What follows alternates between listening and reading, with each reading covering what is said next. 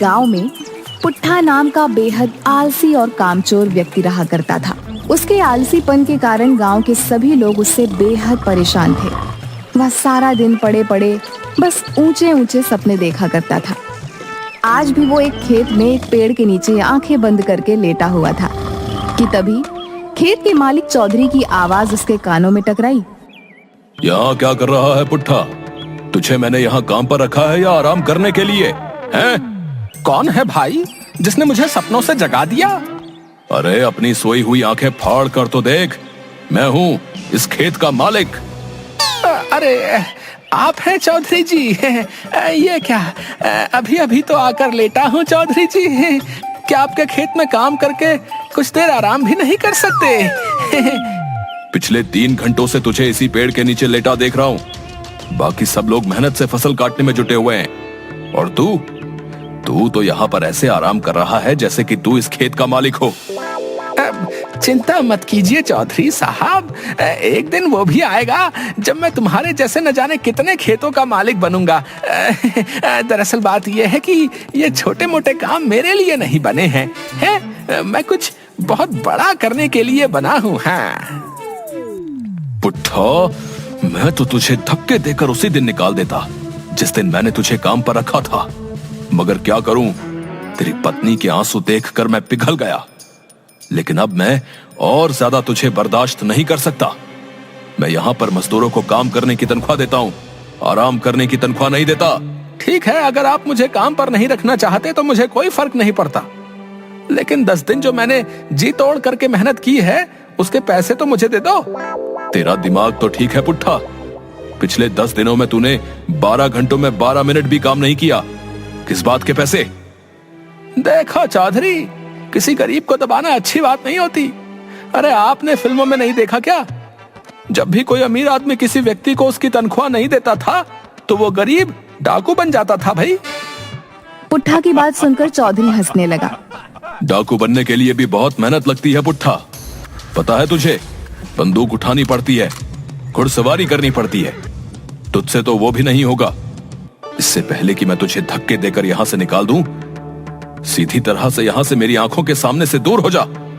चौधरी का गुस्सा देखकर पुट्ठा डर गया और चुपचाप अपने घर चला गया।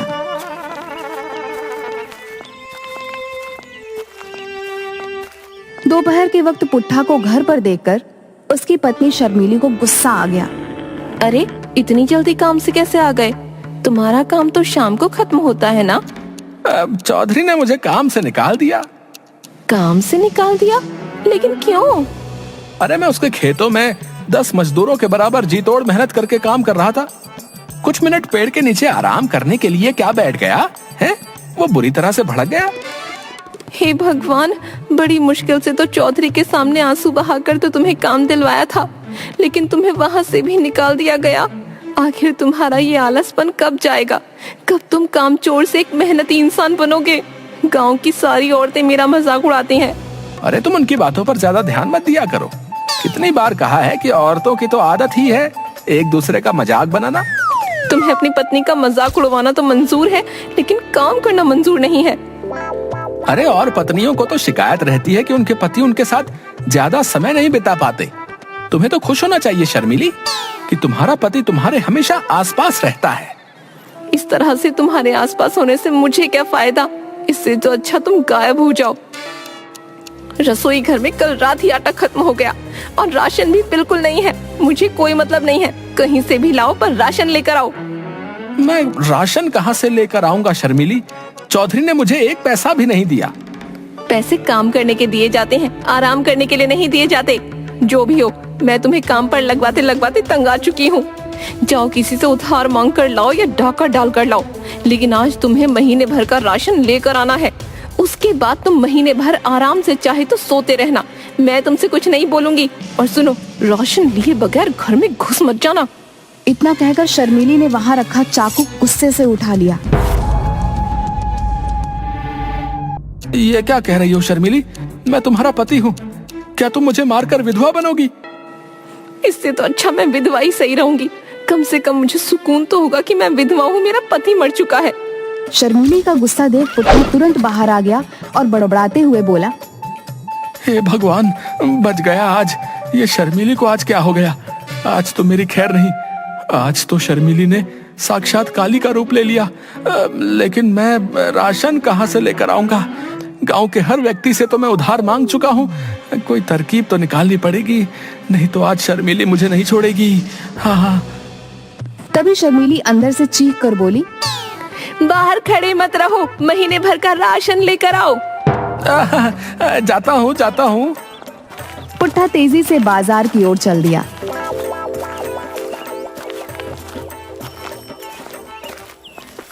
मगर कुछ ही दूर जाकर वह थक गया। कितनी गर्मी है, मुझे तो थकान सी महसूस हो रही है। एक काम करता हूँ, किसी पेड़ की छाया में बैठकर थोड़ा आराम कर लेता हूँ। हाँ, और वहीं बैठकर कुछ सोचता हूँ कि ये राशन पानी का जुगाड़ कहाँ से किया जाए। पुट्ठा एक पेड़ के नीचे जाकर आंख बंद करके लेट गया। तभी उसके कानों में किसी साधु की कड़कदार आवाज टकराई। उठ जा कामचोर, यहाँ क्यों लेटा है? पुट्ठा ने देखा कि एक साधु उसे गुस्से से घूरे जा रहा था। अब तुम्हें मेरे यहाँ आराम करने से क्या दिक्कत होने लगी साधु जी? हैं? मुझे परेशान मत करो। अच्छा खासा मैं सपनों की दुनिया में खोया हुआ था। जिस पेड़ के नीचे तू सपने देख रहा है वो पेड़ मेरा है। क्यों? इस पेड़ पर तुम्हारा नाम लिखा है क्या? हैं? इस समय मैं इस पेड़ के नीचे बैठकर तपस्या करता हूँ। तपस्या करनी है साधु जी तो हिमालय की चोटी में जाकर तपस्या करो, भगवान प्रसन्न होंगे। मैं तेरे बारे में सब जानता हूँ। तो इसमें नई बात क्या है? मैं इसी गांव का रहने वाला हूँ, वो तो सभी जानते हैं। मैं जानता हूँ कि तू इस वक्त क्या सोच रहा है। पुट्ठा उठकर खड़ा हो गया। क्या सोच रहा हूँ बताओ? तू सोच रहा है कि तू महीने भर का राशन कहाँ से लेकर आएगा और कैसे लेकर आएगा। अरे आप तो वाकई बहुत पहुंचे हुए साधु हैं, लेकिन इससे मुझे क्या घंटा फर्क पड़ता है? अरे मन की बात है तो बहुत से साधु बता देते हैं, पर मदद कोई नहीं करता। पुट्ठा की बात सुनकर साधु मुस्कुराते हुए बोला, अगर मैं तेरी मदद करूंगा तो क्या तू मेहनती बनेगा? जब तुम मेरी मदद करके मुझे धन दौलत दे दोगे तो मुझे मेहनती बनने की क्या जरूरत है? लेकिन वो सब बातें बात की हैं, तुम मेरी मदद कैसे कर सकते हो? पुट्ठा की बात सुनकर साधु ने अपना हाथ हवा में घुमाया कि अचानक एक मुर्गी साधु के हाथ में आ गई। अरे साधु जी, आप तो जादूगर भी मालूम होते हो। ये जादू नहीं मूर्ख, सिद्धि है। तुझ जैसा आम इंसान नहीं समझेगा। अब मेरी बात को ध्यान से सुन। इस मुर्गी को अपने घर ले जा। क्या साधु जी हैं? इस मुर्गी का भला मैं अचार डालूंगा? अरे मैं और मेरी पत्नी तो शाकाहारी हैं। मूर्ख व्यक्ति, पहले मेरी बात तो पूरी सुन। ये मुर्गी रोज एक अंडा देगी। समझ गया साधु महाराज, आगे बोलने की जरूरत नहीं है। और मैं उस अंडे को बाजार में बेच दूं? मूर्ख, ये तुझे रोज सोने का अंडा देगी। तू उस सोने के अंडे को रोज बाजार में बेच आना। धीरे धीरे करके तू अमीर हो जाएगा और तेरे सारे सपने पूरे हो जाएंगे। इसमें तो बहुत वक्त लग जाएगा साधु जी। मैं रोज रोज करके इसका अंडा देने का इंतजार नहीं कर सकता। मुझे आप ऐसी मुर्गी दे दीजिए जो एक बार में ही ढेर सारे सोने के अंडे दे दे, और फिर ये मुर्गी तो कल से अंडा देगी। मुझे तो अभी महीने भर का राशन लाना है। साधु ने क्रोधित होकर अपना हाथ दोबारा हवा में लहराया और मुर्गी गायब हो गई। तू सिर्फ कामचोर ही नहीं बल्कि मूर्ख भी है। अब जो भी हो साधु जी, मुझे तो तुरंत अमीर बनना है। साधु ने अपना हाथ फिर से लहराया कि तभी उसके हाथों में एक कुल्हाड़ी आ गई। ये ले, इस कुल्हाड़ी को अपने साथ लेकर जा। इस कुल्हाड़ी की खासियत ये है कि तू इस कुल्हाड़ी को जिस पेड़ पर भी चलाएगा, ये कुल्हाड़ी उस पेड़ को अपने आप काट देगी और तू उन लकड़ियों को बाजार में बेच आना। ये कैसी बातें कर रहे हैं साधु जी? हैं? कुल्हाड़ी ही देनी थी तो सोने की देते। अब आप ही बताइए, लकड़ियां बेचने तो मुझे बाजार जाना पड़ेगा ना, उसमें मेहनत लगेगी, वो मैं नहीं कर सकता। पुट्ठा की बात सुनकर साधु बुरी तरीके से झुंझला गया। तो फिर तुझे क्या चाहिए? साधु की बात सुनकर पुट्ठा बहुत ही गहरी सोच में डूबते हुए बोला, फिलहाल तो मुझे आपके पास जितने भी पैसे हो वो मुझे दे दीजिए, ताकि मैं महीने भर का राशन भरवा लूं। पुट्ठा की बात सुनकर साधु ने एक नोट निकालकर पुट्ठा को थमा दिया।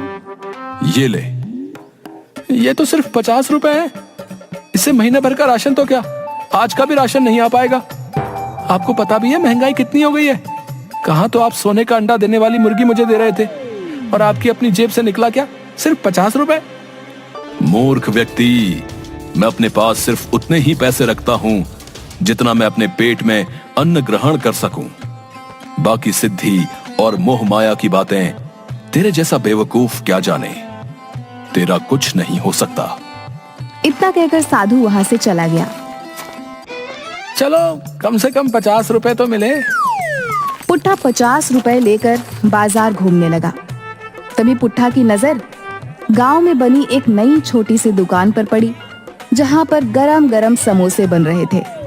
लगता है ये दुकान नई है और समोसे बनाने वाला भी इस गांव में नया लगता है। ये समोसे की खुशबू बहुत अच्छी आ रही है। चलो एक काम करता हूँ, कुछ समोसे इसी 50 रुपए के खरीद लेता हूँ। अगर राशन का जुगाड़ नहीं हुआ तो शर्मिली समोसे खाकर ही पेट भर लेगी। कम से कम समोसे खाकर उसका गुस्सा तो शांत हो जाएगा।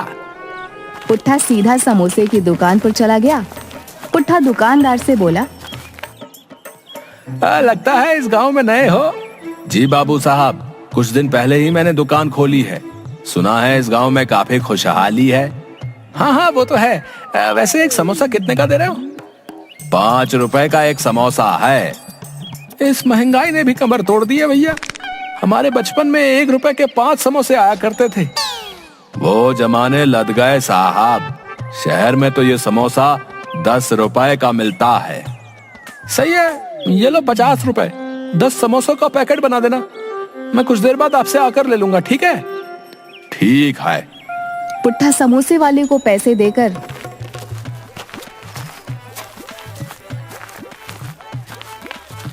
बाजार में इधर उधर नजरें दौड़ाने लगा। तभी उसकी नजर एक राशन की दुकान पर पड़ी। पुट्ठा उस दुकान में घुस गया। ये लो झोला और महीने भर का राशन भर दो, और पैसे हिसाब में लिख लेना। मैं अगले महीने दे दूंगा, ठीक है? तेरा दिमाग तो ठीक है पुट्ठा, हैं? अबे तूने तो पिछली उधारी ही नहीं चुकाई। पिछले 6 महीने से तू मुझसे यही कह रहा है कि कल दे दूंगा, कल दे दूंगा। मेरे पैसे देना तो दूर, तू उल्टा उधार मांगने वाला चला आया। भाग यहाँ से। अरे अगर राशन नहीं देना तो अकड़ क्यों रहे हो भैया? हैं?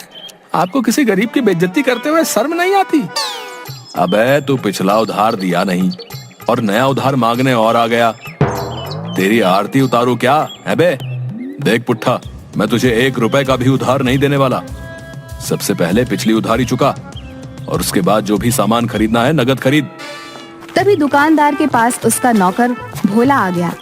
दुकानदार भोला से बोला, अरे भोला, वो जो समोसे वाला है, उससे तू मेरी पत्नी का हार छुड़वा आया क्या?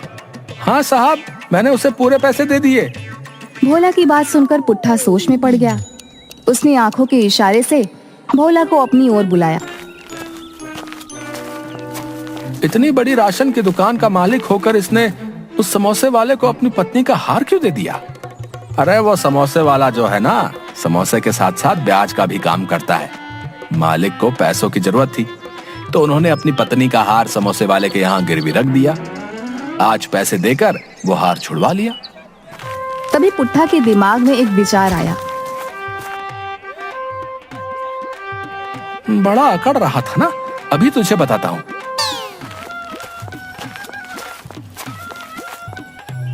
पिछली उधारी कितनी थी मेरे ऊपर? सब मिलाकर पूरे 5000 रुपए।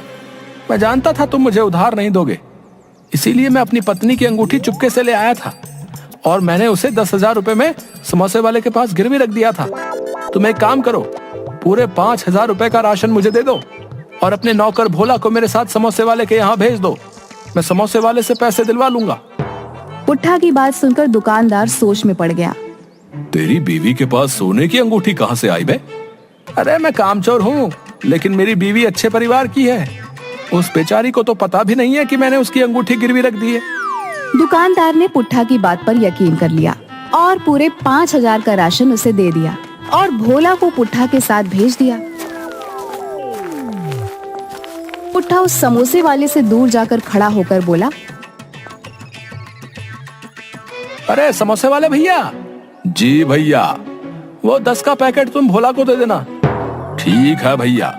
भोला ने समझा कि पुट्ठा 10,000 रुपए की बात कर रहा है।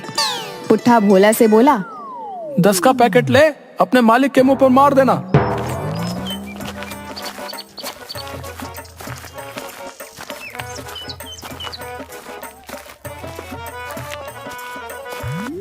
राशन देकर शर्मीली हैरत में पड़ गई।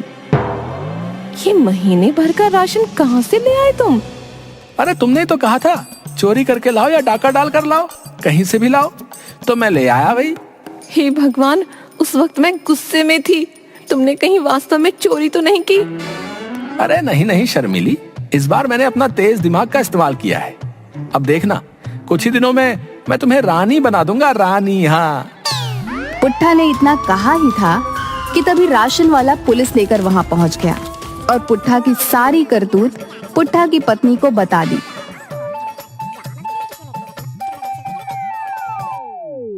रे लोगों को बेवकूफ बनाता है बे।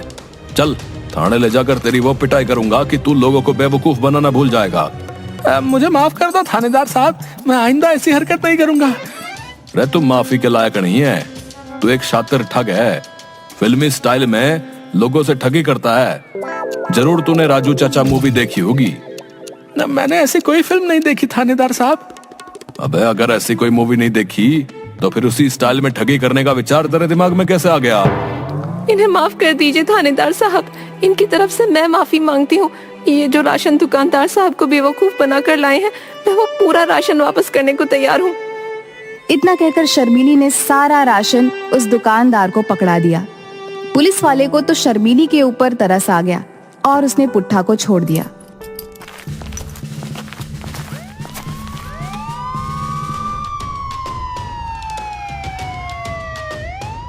देखा तुमने, अब तो पुलिस भी हमारे दरवाजे पर आ गई।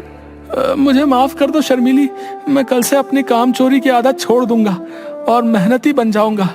इससे अच्छा तो मैं उस साधु की बात मान लेता तो मैं ज्यादा फायदे में रहता। कौन सा साधु और कौन सी बात? पुट्ठा ने अपनी पत्नी को सारी घटना बता दी।